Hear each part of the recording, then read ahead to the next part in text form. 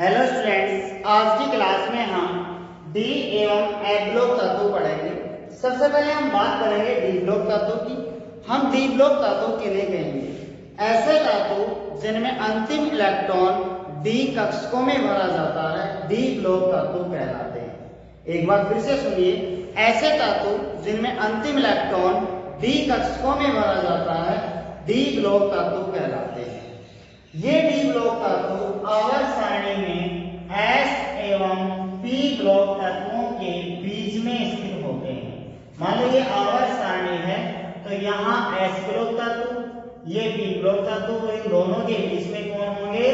D block तत्व। आवर्त सारणी में डी ब्लॉक तत्व एस एवं पी ब्लॉक तत्वों के मध्य में स्थित होते हैं। ठीक है, अब इन तत्वों को संक्रमण तत्व भी कहा जाता है। डी ब्लॉक तत्व को क्या कहा जाता है? संक्रमण तत्व। संक्रमण तत्व हम किन्हें कहेंगे? ऐसे तत्व जिनके किसी परमाणु या आयन के इलेक्ट्रॉनिक विन्यास में डी उपकोष अपूर्ण हो संक्रमण तत्व कहलाते हैं।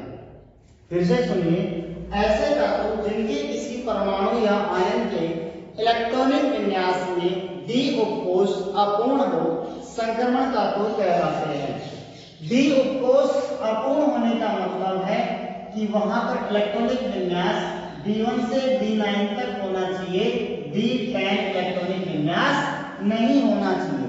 क्योंकि अगर डी उपकोष की बात करें तो टोटल कितने इलेक्ट्रॉन आते हैं? 10 इलेक्ट्रॉन आते हैं। 10 इलेक्ट्रॉन ही भरे जा सकते हैं, 10 से अधिक इलेक्ट्रॉन नहीं भरे जा सकते। अगर 10 इलेक्ट्रॉन भर गए तो डी उपकोष पूर्णतः भरा हुआ हो गया तो वो संक्रमण तत्व नहीं है। अगर D1 से D9 तक है, या मैं कह दूं डी उपकोष में 9 इलेक्ट्रॉन तक इलेक्ट्रॉन है तो डी उपकोष पूर्णतः भरा हुआ नहीं है और वो कैसे हैं? संक्रमण तत्व हैं।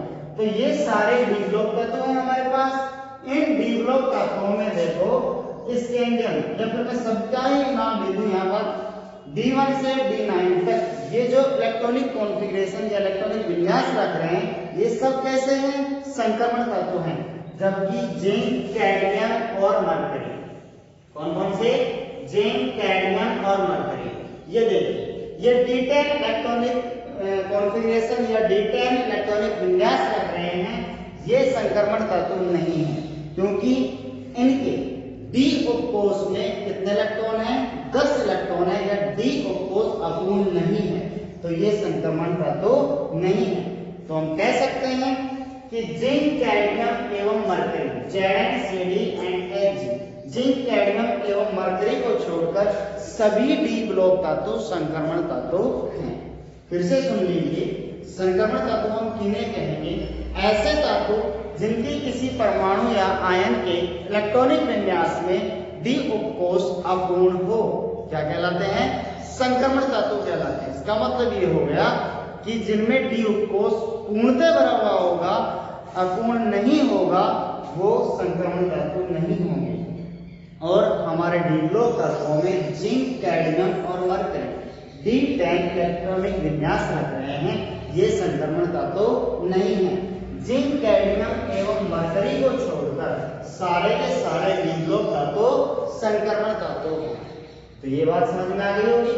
अब इन डी ब्लॉक तत्वों की या संक्रमण तत्वों की 4 श्रेणियां हैं। सबसे पहले प्रथम संक्रमण श्रेणी, जिसे हम कहेंगे 3D श्रेणी, फिर 4D श्रेणी या द्वितीय संक्रमण श्रेणी, फिर तृतीय संक्रमण श्रेणी या 5D श्रेणी, और फिर चतुर्थ संक्रमण श्रेणी या 6D श्रेणी। 3D श्रेणी हम किसे कहेंगे? ऐसे तत्व या ऐसी सीरीज के तत्व जिनके इलेक्ट्रॉनिक विन्यास में अंतिम इलेक्ट्रॉन किसमें भरा जाता है? 3D कक्षकों में भरा जाता है, 3D श्रेणी के तत्व। जिनके इलेक्ट्रॉनिक विन्यास में अंतिम इलेक्ट्रॉन 4D कक्षकों में भरा जाता है, 4D श्रेणी तत्व। जिनके इलेक्ट्रॉनिक विन्यास में अंतिम इलेक्ट्रॉन 5D कक्षकों में भरा जाता है, वो कैसे हो गए? 5D श्रेणी तत्व। और जिनके इलेक्ट्रॉनिक विन्यास में अंतिम इलेक्ट्रॉन 6D कक्षकों में भरा जाता है, वो 6D श्रेणी तत्व हो। तो कौन कौन सी श्रेणियां हो गई?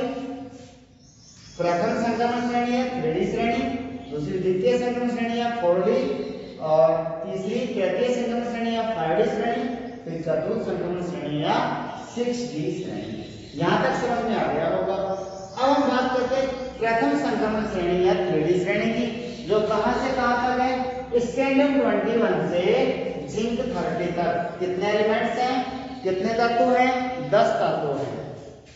फिर हम बात करते हैं द्वितीय संक्रमण श्रेणी या 4D श्रेणी की, जिसमें एट्रियम 39 से और कैडमियम 48 तक। कितने तत्व हैं, इसमें भी 10 तत्व हैं। फिर हम तृतीय संक्रमण श्रेणी या 5D श्रेणी की बात करते हैं, तो इसमें लैंथेनम है, फिर होफनियम से और कहां तक, मरकरी तक, 80 तक। कितने एलिमेंट है टोटल, 10 तत्व हैं, 10 एलिमेंट हैं। लेकिन इस चीज का ध्यान रखना कि यहाँ पर लैंथेनम के बाद में 58 से 58 से 71 तक लैंथेनाइड है, जिनको आवर्त सारणी में नीचे रखा गया है, डी ब्लॉक तत्वों को नीचे रखा गया है। और इसके बाद में ओनियम से मरकरी तक, ये 9 तत्व हैं। नेक्स्ट हम बात करते हैं चतुर्थ संक्रमण श्रेणी या 6D श्रेणी की, तो यहाँ पर एक तो कौन है, एक्टिनियम है। एक्टिनियम के बाद में फिर से 14 एलिमेंट, 14 तत्व कौन है, एक्टिनाइड है, 90 से 103 तक, फिर 104 से, और ये श्रेणी अपूर्ण है। 6D श्रेणी अभी तक अपूर्ण है। तो हम कह सकते हैं डी ब्लॉक तत्वों को 4 श्रेणियों में बांटा गया है, 3D श्रेणी, 4D श्रेणी, 5D श्रेणी और 6D।